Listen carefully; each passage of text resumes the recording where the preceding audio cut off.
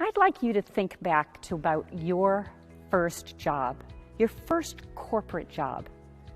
What was that job like? I was a clerk coding premium payments at a life insurance company in Hartford, Connecticut. It wasn't a very intellectually challenging job, wasn't very stimulating.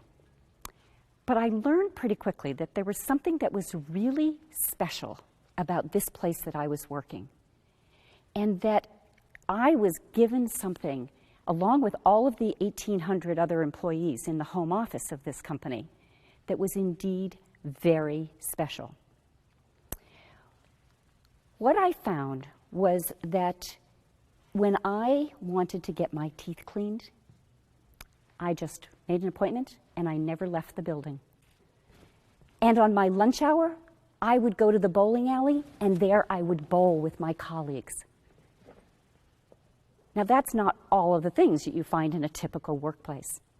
This was very early in my career, and I really didn't know what I wanted to do, and I didn't really know what my skills were. I had the opportunity to be able to do things like join a Toastmasters group, where I learned to first speak, and be able to do some career testing and get some guidance on what my strengths and skills were. And that was really meaningful for me. What this organization was doing was they weren't just giving me a paycheck and benefits. They were looking after my well-being. And since it was my first job, I kind of thought that all companies were like this. It wasn't until later in my career, when I worked at all different kinds of organizations of all different sizes, that I really came to appreciate how special this work situation was. The leaders in this organization really understood the essence of well-being and what that means from a business perspective, and how that translates to business success. They understood the well-being imperative. Today, more organizations are coming to this realization.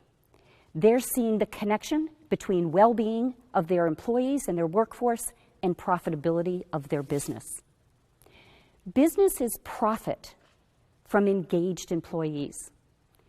70% of the workforce is disengaged, according to Gallup research.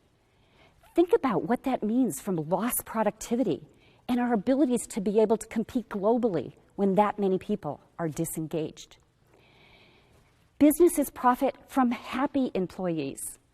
When employees are happy, they are more likely to stay with the organization. Turnover is very costly. It can cost as much as 150% of a given salary, and even higher at higher levels within the organization.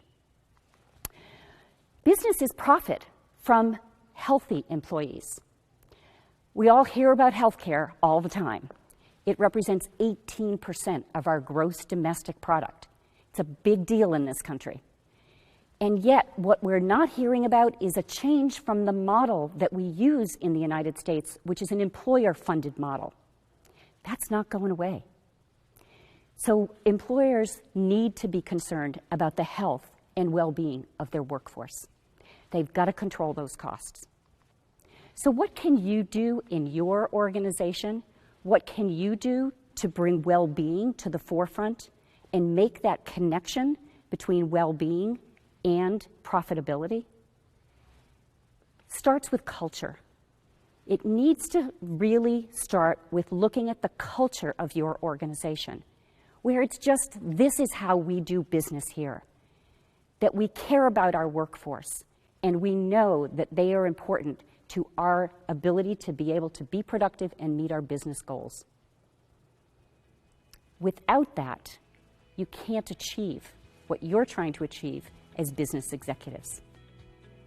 So just like my first job was so special for me, and where my employer really made that connection between the engagement of the workforce, the profitability of the workforce, and the success of the business. They understood the business imperative of well-being, and I hope you will as well. Thank you.